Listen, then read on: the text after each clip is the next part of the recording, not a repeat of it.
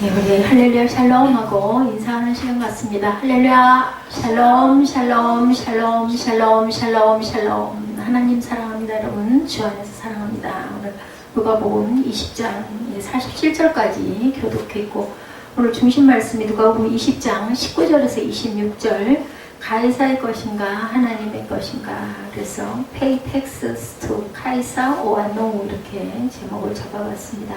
20장 전체를 한번 보죠. 누가복음 20장은 예수 그리스도의 권위에 관한 유대 지도자들의 질문과 그에 대한 다각적인 예수님의 답변이 주요 내용으로 되어 있죠. 예수님께서는 그 유대 지도자들이 왜 이런 질문을 한다라는 것을 아셨어요. 그죠? 그 속을 빤히 다 들여다보시고 거기에 대한 답을 해서 말을 더 이상 하지 못하도록 묵는 그런 부분들이 많이 여러 군데 나타납니다. 유대 종교 지도자들은 여러 가지 문제를 들고 나와 예수님을 뭐 하려고? 책 잡으려고. 그것이 진짜 궁금해서가 아니라 그 함정에 몰아넣기 위해서 시험을 하죠. 그러나 예수님의 답변은 그들로 하여금 입을 다물 수밖에 없도록 만들어 버리셨다. 유대 종교자들의 책망하시는 부분이 2절에 나타나 있습니다. 본문 2절에 보니까 말하에 대해서 당신이 무슨 권위로 이런 일을 하는지 이 권위를 주니까 누구인지 우리에게 말하라. 20절 2절에 이렇게 얘기하죠. 예수님께서 대답하여 이르시되 나도 할 말을 너에게 물으리니 한 말을 너에게 물으니 내게 말하라. 요한의 세례가 하늘로부터냐 사람으로부터냐, 이렇게 질문이 시작되는 부분이 나타납니다. 권위에 대한 시험이죠. 이것이 성전에서 백성들을 가르치시던 주님께서 대제사장들과 서기관들과 장로들로부터 권위에 대한 도전과 시험을 받습니다. 성전 정화에 악감을 품은 유대 종교 지도자들은 예수님의 권세가 신적인 것인지 인간적인 것인지, 그 권세의 출처가 어디인지를 질문을 하죠. 이들의 질문 의도는 예수님을 체포할 증거를 잡기 위해서였다. 훌륭한 발자국, 위대한 삶의 모범을 남긴 사람들이 많이 있음에도 유독 악한 일생을 보낸 사람들이 뒤를 따르는 사람이 적지 않게 있음을 역사가 증명해주고 있습니다. 요즘에도 이단이 뻔히 이단인 거 알면서도 이단의 세력을 따라가는 사람들이 있죠.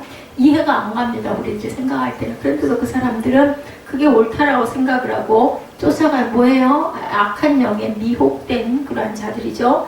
야훼는 악행에 대하여 그 악한 대로 갚으신다고 사무엘하 3장 39절에 말씀합니다. 내가 기름 부음을 받은 왕이 되었으나 오늘 약하여져서 스루야의 아들인 이 사람들을 제거하기가 너무 어려우니 야훼는 악행한 자의 그 악한 대로 갚으실지로다 하리라. 악한 자들에게는 악을 그대로 갚아주십니다. 언젠가는 분명하게. 죄를 사하는 권세에 대해서 누가복음 5장 24절에 증거합니다. 그러나 인자가 땅에서 죄를 사하는 권세가 있는 줄을 너희로 알게 하리라 하시고, 중풍병자에게 말씀하시되 내가 네게 이르노니 일어나 내 침상을 가지고 집으로 가라 하시매, 이렇게 말씀하죠. 죄를 사해 주시죠. 죄 사하는 권세가 있는 줄을 너희로 알게 하겠다. 중풍병자에게 내 침상을 들고 가라고 그러시죠. 진퇴양난에 빠진 무리들에 대해서 예수께서는 유대 종교 지도자들의 관계를 아셨으므로 질문에 대한 대답 대신에 요한의 세례의 출처에 관해서 반문하셨죠. 자, 4절에 아까 제가 읽어드렸습니다. 나타나 있죠. 이들은 예수님의 질문을 받자 자신들의 입장이 난처해집니다. 진퇴양난에 빠진 유대 종교 지도자는 알지 못한다고 대답을 합니다. 이에 예수께서는 그들에게 나도 무슨 권세로 이런 일을 하는지 나도 너에게 말할 수가 없다고 대답을 딱 해버리죠.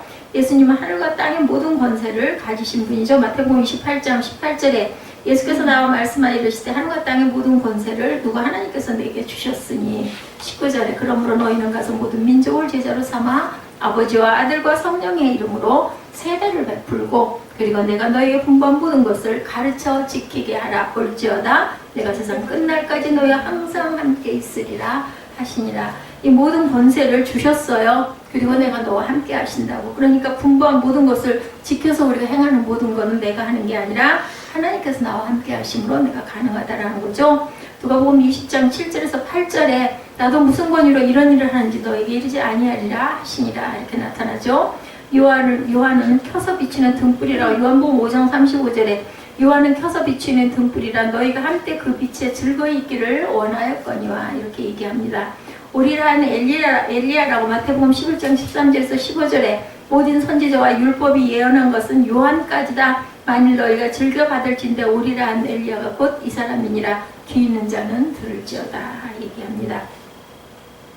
유대 종교 지도자들을 책망하는 부분이 9절에서 26절까지 나타나죠. 예수께서는 자신의 권위에 도전하는 유대 종교 지도자들의 불의를 폭로하시기 위해서 포도원 소작인 비유를 들어서 말씀하는 부분이 나타납니다. 보니 9절이죠. 그가 또 이 비유로 백성에게 말씀하시기를 시작하시니라. 한 사람이 포도원을 만들어 농부에게 새로 주고 타국에 가서 오래 있다가 그렇게 여기서 포도원 주인은 하나님을 의미하죠. 그리고 포도원은 이스라엘을 가리켜 소작인들을 유대의 지도자들을 가리킵니다.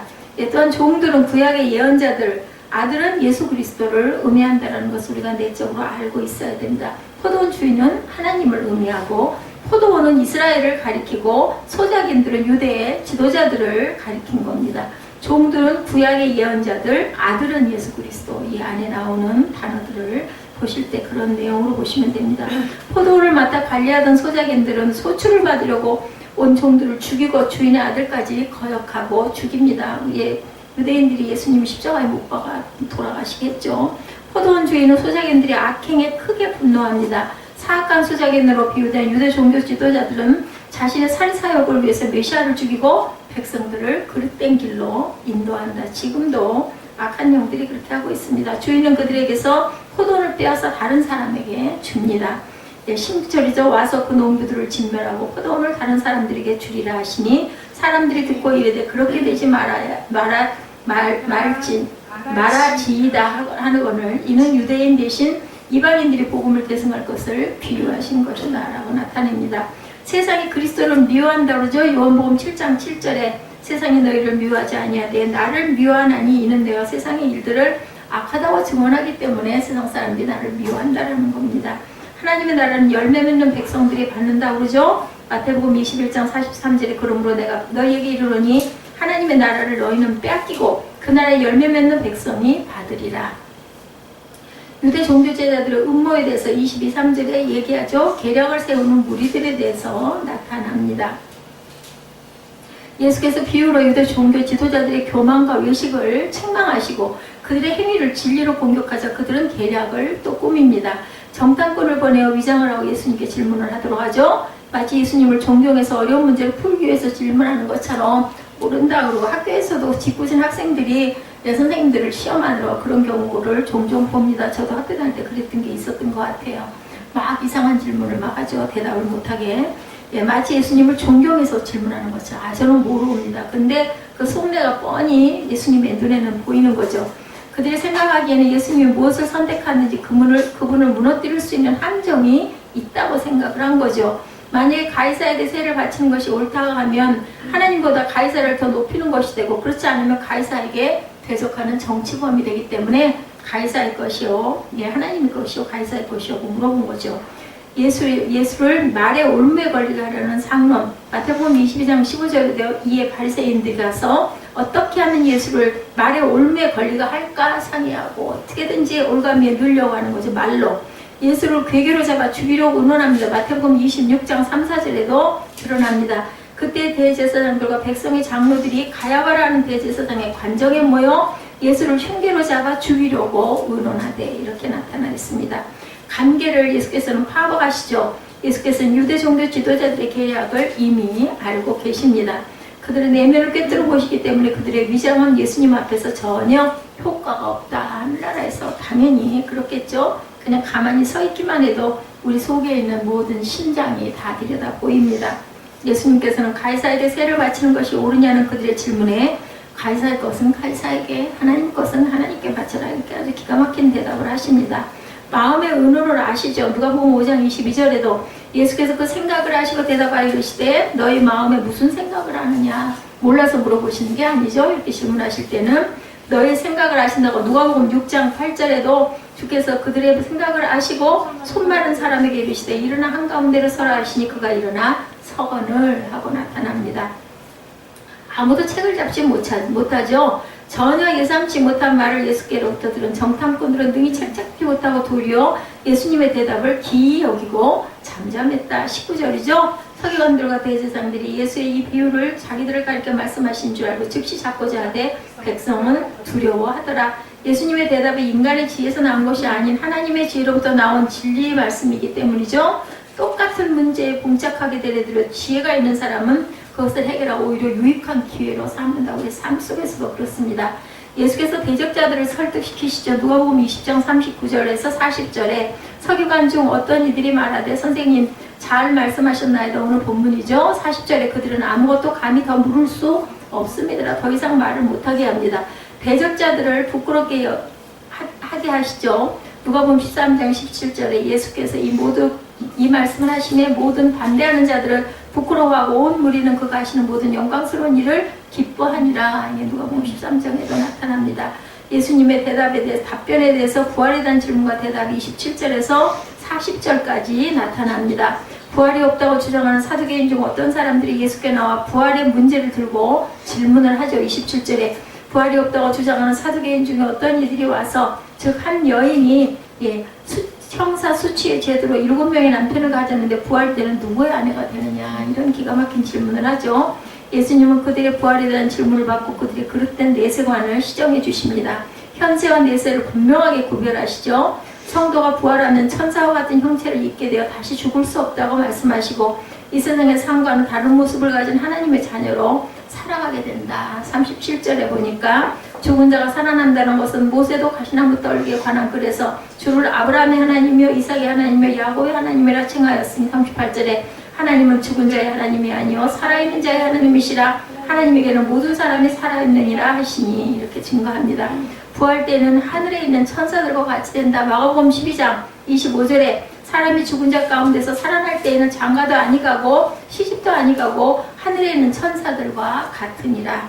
항상 주와 함께 있다고 데살로니가 전서 4장 17절에 그 후에 우리 살아남은 자들도 그들과 함께 구름 속에 끌려 올려 공중에서 주를 영접하게 하시니 그리하여 우리가 항상 주와 함께 있으리라. 18절에 그러므로 이러한 말로 서로 위로하라고 말씀을 합니다. 이제 데살로니가 4장 18절이죠. 예수님의 대답이 옳다고 인정하죠. 예수님을 공경에 빠뜨리고자 부활 문제로 시험한 사두개인들은 예수님으로부터 명확하고 구체적인 대답을 듣고는 그분의 대답이 옳다고 인정하지 않을 수가 없었죠. 우리가 주의 말씀을 경청해야 하는 가장 큰 이유 중에 하나는 주의 말씀을 순종하는 것이 생명을 얻는 길이고 하나님의 약속에 참여하는 길이기 때문입니다. 그리스도는 하나님의 능력이고 지혜죠. 고린도전서 1장 24절에 오직 부르심을 받은 자들에게는 유대인이나 헬라인이나 그리스도는 하나님의 능력이요 하나님의 지혜니라. 우리가 아까 찬양했죠. 믿음은 능력이라고 말씀합니다. 그리스도의 교훈은 하나님의 것이라고 요한복음 7장 16절에 증거합니다. 예수께서 대답하여 이르시되 내 교훈은 내 것이 아니요 나를 보내신 이의 것이니라. 사람이 하나님의 뜻을 행하려고 하면 이 교훈이 하나님께로부터 왔는지 내가 스스로 말함인지를 알리라고 말씀을 하죠. 다윗과 그리스도에 대해서 41절에서 47절 마지막 절까지 오늘 본문이죠. 증거하죠. 하나님의 약속대로 그리스도께서는 다윗의 가문에서 태어나셨고 다윗의 자손이라는 칭호를 받으셨습니다. 예수님께서는 육신의 혈통으로는 다윗의 후손이지만 성결의 영으로는 어디예요? 하나님의 아들이며 만민의 주가 되시는 거죠.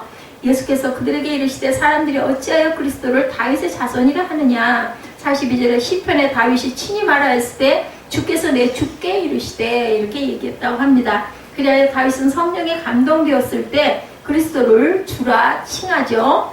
메시아는 하나님으로부터 다윗의 주가 되시고 인간으로서는 다윗의 자손이 되십니다.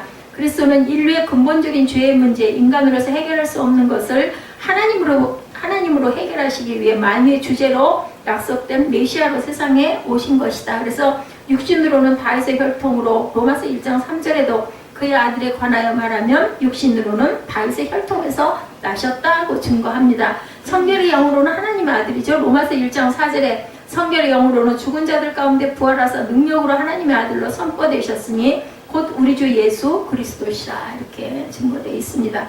그래서 이 땅에 하나님의 아들로 오신 예수 그리스도를 시험하는 유대 종교 지도자들의 행위를 통해 우리는 악한 사람들, 악인의 모습을 봅니다. 이들이 가진 악한 모습들이 하나님의 자녀인 우리에게는 없는지, 우리 내면에는 혹시 없는지, 우리 주위에는 없는지 살펴봐야 되고, 그것의 가장 표적으로 볼 수 있는 것은 이단들, 뻔한 것을 가지고 속이죠. 끝단자 하나가 달라서 그럴듯한데 마지막에 보면은 무슨 파 해가지고 자기 이름이 들어가는 건 무조건 이단입니다. 그래서 첫 번째 반격이라는 말을 한번 봅니다. 예, 한 문자로 반격. 쳐들어오는 상대방을 맞아 공격한다라는 뜻을 갖고 있죠. 군사 용어로도 나타납니다. 카운터 어트랙라고 나타나 있습니다. 공격해오는 부대로부터 주도권을 탈취하기 위해서 방어하던 부대가 실시하는 대규모의 공세, 그것이 바로 반격이다. 이것을 또한 역습, 역공이라고도 표현합니다. 자, 오늘 이 말씀을 제가 먼저 앞부분에 말씀드리는 것은 오늘 본문이 그동안 수세에 놓였던 유대 지도자들에게 반격을 하고 있습니다. 예수께서 예수님의 말씀과 행적은 유대사회와 유대사회의 오래된 조직들을 뿌리째 흔들어 놓기에 충분했습니다. 오늘 그 부분의 반격은 왜냐하면 예수님은 혈통적으로는 유다 자손 다윗 집안의 후손이었고 거기다가 사람의 영혼까지 사로잡는 권세 있는 언변을 갖추셨고 각종 병을 고치고 귀신을 쫓아내며 죽은 자를 살리기까지 하는 신적인 능력을 나타내고 계시고 세리와 창기 등 소외계층에게는 니고데모를 비롯한 상류층과 백부장 등 로마인들까지 끌어당기는 인격적인 매력까지 갖추고 있는 능력까지 갖추고 있는 분이다. 예수님이 이런 분이라고 오늘 증거를 하고 있죠.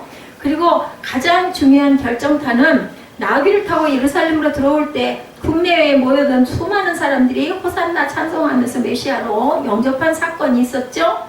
그래서 바리새인 율법학자 제사장들은 이들을 사내들인 공예라고 부릅니다. 이들은 걷잡을 수 없이 커진 나사렛 예수 운동을 더 이상 지켜볼 수가 없었어요. 이러다가 큰일 나겠다. 우리들이 주권을 상실하겠다. 그래서 예수님을 제거하고자 합니다. 그러지 않고서는 자기들의 종교적인 지위나 정책의 권세가 하루아침에 위기에 처할 것이다 라는 위기의식을 느끼고 예수님을 제거하려고 그러죠. 그렇다고 해서 예수님을 막무가내로 다룰 수는 없어요. 로마 총독부가 침묵하고 있고 무엇보다 수많은 백성들이 바라보고 있고 예수님을 지지하고 있었기 때문이다. 그러던 중에 지난주 말씀에 우리 살펴봤죠. 성전에서 유월절을 앞두고 모인 수많은 사람들 앞에서 포도원 농부의 비유를 통하여 참기 힘든 책망을 듣습니다. 그래서 그 자리에서 예수님을 붙잡으려고 했지만 백성들이 두려워 손을 대지 못하죠. 그러나 그렇다고 가만히 있을 수는 없어요. 19절에 나타나죠. 그 흐름을 끊고 분위기를 바꿔놓아야 했습니다. 무슨 수로든 반격, 강력한 한 방을 날려야 할 때가 되었다라고 그들은 생각을 합니다. 그래서 준비된 반격이 두 가지다. 그것을 위해 당시 이스라엘을 대표하던 두 세력이 나타났는데 교리적인 이유와 정치적인 이유로 서로 적대적인 바리새인과 사두개인들, 적들이 동맹을 맺은 거예요. 바리새인 쪽에서 먼저 세금 문제로 성공을 하죠. 19절에서 26절에 이어서 사두개인들이 교리적인 문제로 그 뒤를 치는 방법으로 27절에서 40절로 보면 예수님에 대한 반격이 시작되었습니다. 수세로 몰린 입장에서 실시하는 반격은 철저하고 치밀하게 하지 않으면 안 되죠. 안 하니만 못하니까 아주 묘수라고 그러죠. 아주 계략을 씁니다. 자, 바둑이나 장기에서 중요한 고비에 내놓은 아주 뛰어난 수를 말하죠. 묘수라는 건 쉽게 예상할 수도 없고 받아칠 수도 없는 절묘한 수를 두고 있습니다. 적과의 동행이죠. 예수님을 제거하려는 세력들의 첫 번째 묘수는 바리새인들이 자신들의 반대 세력인 헤로당을 지지하는 세력과 연합하는 모습이 나타납니다. 이것을 마가복음은 그들이 예수님의 말씀을 책잡으려고 하여서 바리새인과 헤롯단 중에서 사람을 보냈다. 마가복음 12장 13, 4절에 이렇게 증거합니다. 바리새인들은 포로 시대부터 유대 민족의 신앙적, 정신적 지주 역할을 했고 포로에서 돌아온 후 가장 강력한 정치 세력이 됩니다. 그리고 헤롯당은 성경에서 세 군데 마태복음 22장 16절, 마가복음 3장 16절, 12장 13절에 나오는 것이 다인데 말 그대로 헤롯 또는 헤롯 왕조의 추종자들을 가리키고 있습니다. 헤롯당은 이렇게 아주 당을 만들었어요, 그죠? 자, 김일성 김일성도 하나의 그 당이라고 그러죠. 이들은 이방인들인 헤롯 왕조를 지지하고 로마의 통치를 지지 후원하면서 각종 이권을 누리던 자들이었는데 정통 유대인들 중에서 바리새인 입장에서 볼 때 그들은 세리와 같은 존재였다라고 죄인으로 여기는 사람들이다. 즉 헤롯 당은 바리새인과 손을 잡을 수 없는 사람들이라는 그런 뜻입니다. 어느 사회든 비슷하겠지만 권력을 가진 사람들은 평상시에는 서로 대적적인 관계를 갖고 있다가 보이지 않게 서로 또한 어떨 때는 적군끼리 적들의 동침이라고 하죠. 상부상조하기도 한다.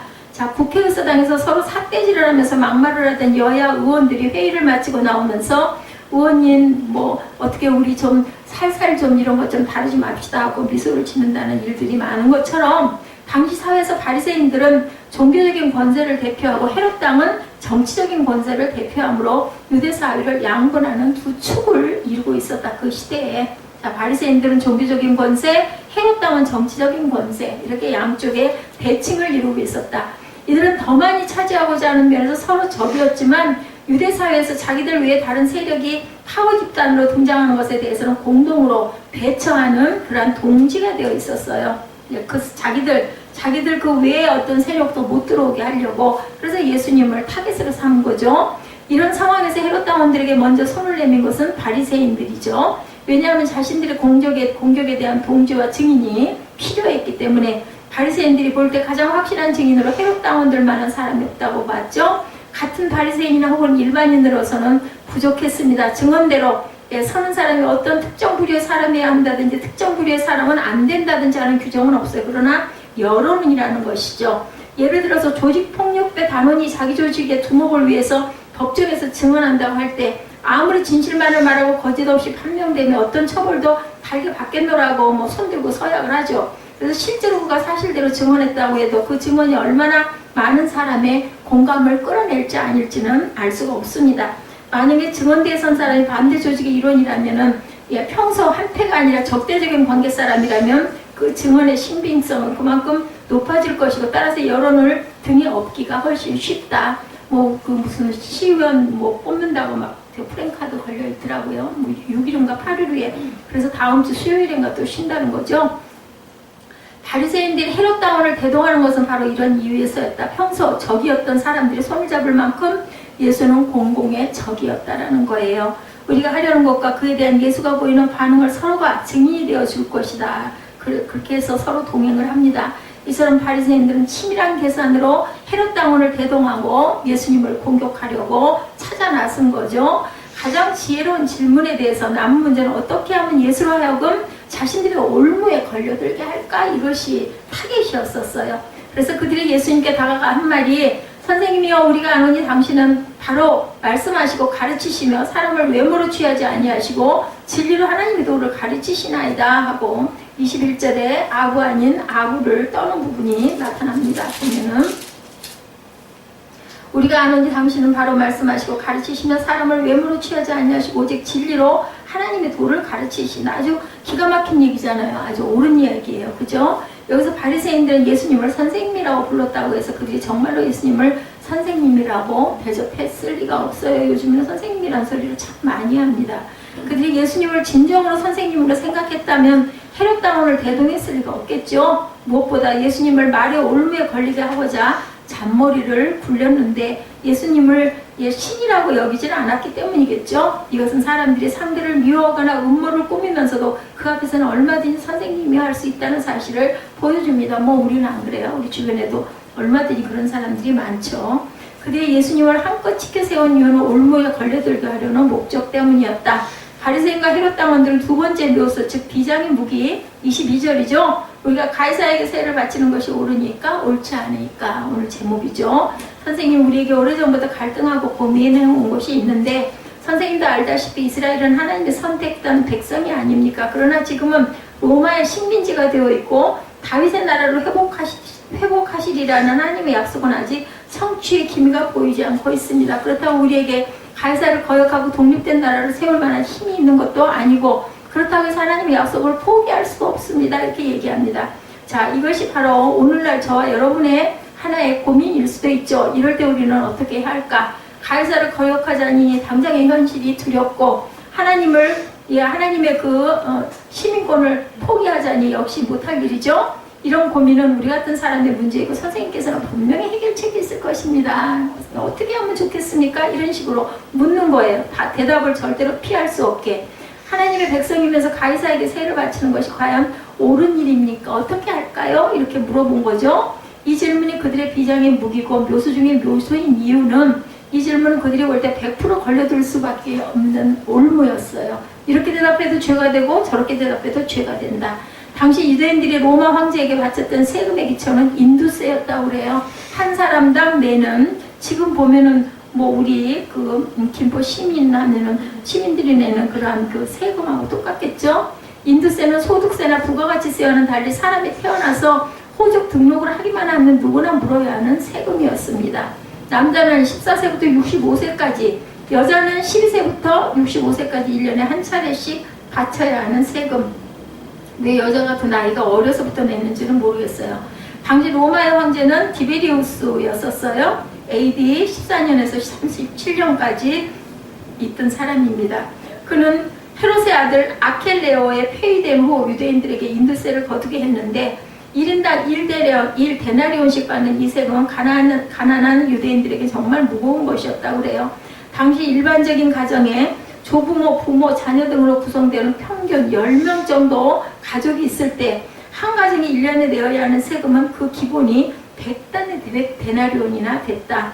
1데나리온은 어른의 하루 품삯이었다고 합니다. 따라서 한 가정은 현 시세로 볼 때 100만원 내외의 돈을 세금으로 내야만 했다고 그래요. 지금도 1년에 목돈 10만원을 세금으로 내는 것이 얼마나 컸을까? 당시처럼 가난할 때 지금처럼 100만원이라는 액수를 목돈으로 1년에 세금으로 10명의 식구들이 낸다는 건 아주 기하학적인 숫자였겠죠. 거기다가 세금 문제는 경제적인 의미만이 아니라 그 이상의 의미를 가지고 있었는데 유대인들의 세금 문제는 신앙적인 문제와 직결되고 있었어요. 그런가 하면 지금 저와 여러분이 보시는 대로 세금으로 내는 데나리온 동전에는 황제의 얼굴이 새겨져 있었고, 가이사죠. 예, 그 이면에는 황제의 어머니가 여신처럼 또 뒷면에는 새겨져 있었다고 합니다. 따라서 그 동전으로 세금을 내는 행위 자체가 황제 숭배고 우상 숭배로 여겨질 수밖에 없었다. 그렇기 때문에 더더욱 해서는 안 될 것으로 여겨졌겠죠. 상당수의 유대인들은 우리의 왕은 오직 하나님 한 분뿐이다 이렇게 주장을 합니다. 세금 내는 것을 치욕으로 여기죠. 그래서 납세 거부가 신앙적인 행동이라고 여겨졌고, 심한 경우 납세 거부를 위해서 죽음도 불사하게 했다는 사람들까지 있었던 그 당시의 세태였다라는 겁니다. 그러므로 로마 황제에게 세금을 바치는 것이 옳은가라는 이 질문은 기가 막힌 아이디어였고 예수님을 진퇴양난의 궁지에 몰아넣기에 충분했다. 예, 만약 예수께서 가이사에게 세금을 바치라고 하면 로마에 대한 분노와 증오심이 가득한 열심당원들과 경건한 유대인들, 백성들 전체로부터 강한 반발을 살 것이고, 가이사에게 세금을 바치지 말라고 하면 로마법에 걸리게 될 것이기 때문에 황제에 대한 반역죄로 고발되고 체포되겠죠. 오늘 본문 20절에 증거하죠. 아마도 이들은 예수께서 후전에 대답을 할 것이라고 기대했을 거예요. 아마 세금 바치지 말아라. 이러한 묘수를 준비한 바리새인들은 너무나 좋아서 잠도 제대로 못 자지 않았을까 싶죠. 세금을 바치지 말라고 하면 로마법을 어기는 것이니까 총독부에 잡혀갈 것이고, 세금을 바치라고 한 백성들이 그에게서 등을 돌릴 것이기 때문에 예수가 아무런 대답을 하지 않는다 해도 우리는 그것으로 백성들에게 예수는 비겁한 사람이라고 또한 선전을 하겠죠. 민심이 예수로부터 떠나든 로마로부터 예수를 붙잡든 결판이 난다. 무엇으로 옮거든 이 예수는 붙잡힐 수밖에 없다. 이들은 이렇게 생각을 했어요. 그런데 예수께서는 그렇지 않으셨죠. 그들 위에 계셨습니다. 자, 23절에도 보니 증거가 되어 있죠. 관계를 아시고 데나리온 하나를 내게 보이라. 누구의 형상과 글이 여기 있느냐. 가이사의 것이니라. 그러니까 가이사의 것은 가이사에게, 하나님 것은 하나님께 바치라 하시니 그들이 백성 앞에서 그 말을 능히 책잡지 못하고 그의 대답을 놀랍게 여겨 침묵하더라 라고 얘기를 합니다. 더 이상 할 말이 없게 되죠. 예, 항상 인간의 사악함은 하는 말이 부드러우냐 거치냐 있는 것이 아니고 그 사람 속에 품고 있는 뜻이 어디 있는지를 우리가 파악할 줄 알아야 되겠다라는 교훈을 우리 본문에서 말씀하고 있습니다. 겉으로 드러나는 겸손과 부드러움, 상대방을 높이는 칭찬과 존경 따위는 얼마든지 상대를 죽이는 독약이 될 수도 있다는 것. 그래서 우리가 그 안에 있는 뜻을 잘 파악할 줄 알아야 되겠다. 그들의 질문에 옳다고 대답해도 함정, 그르다고 대답해도 올무, 그냥 무응답으로 있어도 자기들의 목적에 이용될 것이라는 것을 아셨습니다. 예수님께서 이런 곤란한 질문을 당한 것이 이번이 처음이 당연히 아니었겠죠. 예수께서는 성전에서 백성들을 가르치실 때 서기관과 바리새인들이 간음하다가 현장에서 잡힌 여인 끌고 오는 사건이 요한복음 8장에 나타납니다. 이 여자가 간음하다가 현장에서 잡혔나이다. 모세는 율법에서 이러한 여자를 돌로 치라 명하였거니와 선생은 어떻게 말하겠나이까. 율법을 들어서 얘기를 하죠. 그때 질문 역시 돌로 치지 말라 하면 율법을 어기는 것이고, 간음을 장려하는 자가 됩니다. 돌로 치라고 하면 예수께서 지금까지 가르쳐 오신 사랑의 법에 위배되죠. 이렇게 총독이 허락 없이 죽이라고 하는 것이기 때문에 로마의 법을 또한 어기는 자로 몰아붙일 수가 있다. 그때 예수님은 옳다 그르다가 아닌 너희 중에 죄 없는 자가 먼저 돌로 치라고 기가 막힌 명답을 하신 것을 우리가 압니다. 이번에도 예수님은 그대의 의도를 당연히 또 아셨겠죠. 그래서 외식하는 자들아 어찌하여 나를 시험하느냐. 마태복음 22장 18절에도 말씀하죠. 그 말씀을 하신 후에 예수님은 이번에도 그들의 예상을 초월하는 말씀을 데나리온을 보이라는 말씀을 함으로 그들을 딱 입을 봉해버리는 그러한 그 아주 기가 막힌 결과를 나타냅니다. 예수님께서 그들의 말을 받아서 가이사의 것은 가이사에게 하나님의 것은 하나님께 바치라고 하신 것은 가이사의 것과 하나님의 것 사이에 구분이 있다는 뜻을 나타냅니다. 무슨 말인가 하면 하나님의 나라는 세상 나라와 다르다라는 뜻을 품고 있습니다. 세상 나라 가이사의 방식은 권력, 군대, 경제 등의 힘으로 유지되고 다른 나라와 다른 민족을 압제하는 방식으로 이루어지지만 우리 주님의 나라는 그렇게 이루어지는 게 아니라는 거죠. 바리새인들은 주님과 주님의 나라와 주님의 방식도 세상과 다르지 않다고 보았기 때문에 이런 질문을 한 것이고, 마치 서리집사 10년 하면 안수집사 되고 안수집사 10년 하면 장로가 되고 장로 10년 하면 목사가 되지 않느냐고 묻는 이웃집 아저씨의 질문과 다르지 않습니다. 절대 그렇지 않죠. 우리 주님의 나라는 사랑으로 임하는 것이고 영혼과 마음에 임하는 것이고 공중권세자는 사탄을 멸함으로 임한다라는 것을 우리가 알아야 되겠다. 그런 면에서 하나님의 나라와 세상 나라는 대립되지 않고 충돌되지도 않는다. 그런데도 바리새인들은 서로 대립하고 충돌해서 하나를 택하면 다른 하나는 버려야 된다고 그들은 바라봤다는 것. 잘못 알아도 너무나 잘못 알고 있는 이야기였다. 두 번째, 가이사의 것은 가이사에게, 하나님 것은 하나님께 바치라는 두 번째 의미는 하나님 백성은 이 땅의 국민, 시민으로의 의무를 다해야 한다는 말씀을 합니다. 아무리 당시 상황이 압제자인 로마와 그 아래 10만원 백성 사이에 갈등이 있다 하더라도 납세의 의무는 백성이 마땅히 감당해야 될 몫이라는 거죠. 국가도 국가를 다스리는 위정자도 하나님이 세우셨기 때문이죠. 따라서 하나님의 백성이 세상 나라와 지도자들에게 복종하는 것은 그들이 하나님의 지배 아래 있다는 것을 인정하는 것이라는 뜻을 갖고 계십니다. 다시 말해서 국가나 지도자나 권력의 힘 혹은 행정의 힘이 무서워 복종하고 세금을 내는 것이 아니라는 거죠. 그들 위에 계신 하나님, 그들을 세우신 하나님 때문에 순종하고 세금을 내야 된다는 말씀을 하고 있습니다. 따라서 예수님을 믿는다고 국민의 의무를 절대로 소홀히 해서는 안 되겠다. 이런 의무를 솔선수범해서 우리는 실천해야 되겠다는 거죠. 성도는 이중국적을 가진 사람이에요. 땅에서도 국적이 있지만 하늘나라에도 국적이 있기 때문에 어떻게 보면은 양쪽에다가 우리가 의무를 다해야 되기 때문에 세상에서 살아가기가 어려울 수도 있어요. 그래서 11조라는 것에 대한 부담들을 굉장히 크게 느낀다고 합니다.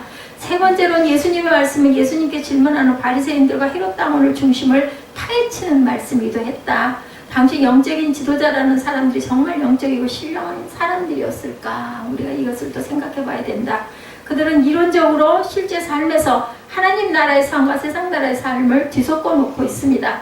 단적인 예가 눈에 보이는 경건을 그 내면보다 더 중요하게 여기고 있었고, 성전의 거대하고 복잡한 백화점식의 복합 매점을 허락해서 그 이익을 누리고 있었고, 그래서 예수님이 성결 정결을 운동을 하시죠. 자기 이익을 위해서 로마나 반대파인 헤롯 당과 얼마든지 손을 잡았어요. 그들은 무엇보다 지금 예수님 앞에 와서 가이사에게 세금을 바치는 것이 옳으냐 그러냐고 묻는 자체가 그들이 세상에 부처빼뜨는 것을 보여주는 것. 어느 분이 돈에 대해서 다음과 같은 정의를 내려요. 돈은 마음에 있는 가치가 투시되어 나타난 하나의 피사체일 뿐이다. 그러므로 중요한 것은 돈에 그려져 있는 형상과 글이 아니고 그 돈을 바라보는 사람들의 마음이다. 돈을 바라보는 그 사람의 마음과 가치가 돈에 새겨진다라는 뜻을 얘기합니다. 결국 바리새인들이 가이사에게 세금 바쳐야 하느냐, 바치지 말아야 하느냐고 질문했다는 것은 그들이 그만큼 가이사를 의식하고 있었다는 뜻이고, 반대로 하나님께 대해서는 그 의식이 잠들어 있다는 뜻도 나타나 있다.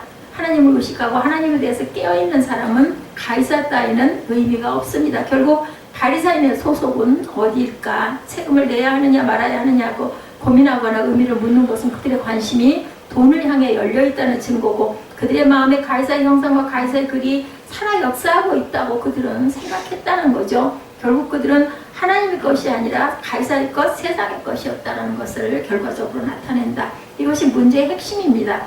그들은 진정한 하나님 나라의 백성이 아니고 그들 속에는 하나님의 법이 새겨있지 않았다라는 것을 증거한다.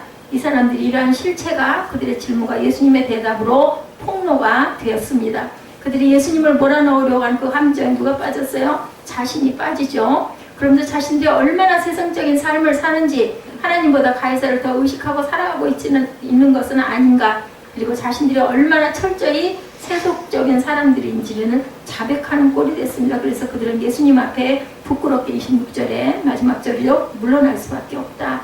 결론은 우리는 나는 하나님의 것이라는 선포를 할 줄 알아야 되겠다라는 말씀을 여기서 귀하게 하고 계십니다. 가이사의 것은 가이사에게, 하나님 것은 하나님께 바치라. 25절이죠.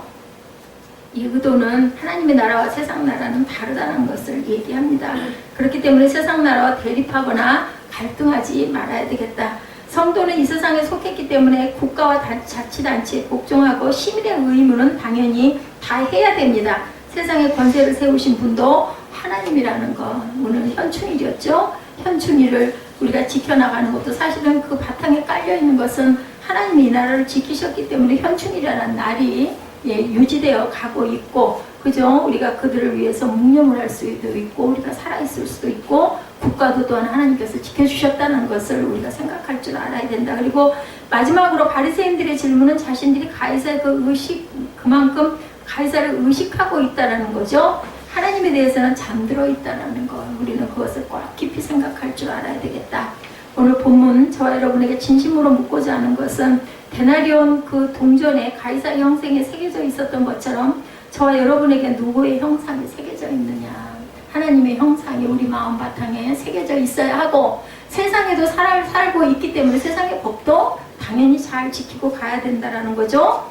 돈이나 재물을 비롯해서 저와 여러분이 가지고 있는 것에 대해서 내 것과 하나님의 것, 세상적인 것과 영적인 것으로 구분하려 한다면 자체가 잘못이다. 그렇게 구분하려는 것이 그만큼 세상과 뒤섞여 있다는 거죠. 모든 것이 다 누가 주셨어요? 하나님이 주셨다는 것을 우리가 인정할 줄 알아야 되겠고, 세상에서 또한 우리가 그 법을 잘 지켜나가서 하나님 나라의 성도로서 귀하게 법치 국가에서의 법도 잘 지켜나가고, 하나님이 보시기에 온전한 모습, 기뻐하시는 모습은 우리가 내 것에 대한, 아니면 그 욕심에 대한, 물질에 대한 탐욕을 비우고 버릴 줄 알고, 줄 것은 주고, 그리고 가장 그 모든 것들은 다 하나님 것이라는 것을 인정하는 저 여러분들, 나라도 하나님의 것이고 저와 여러분도 하나님의 것이고, 교회는 당연히 머리가 주인이 예수님이라는 것을 기억하시는 저와 여러분 되시기를 주님의 이름으로 축복합니다.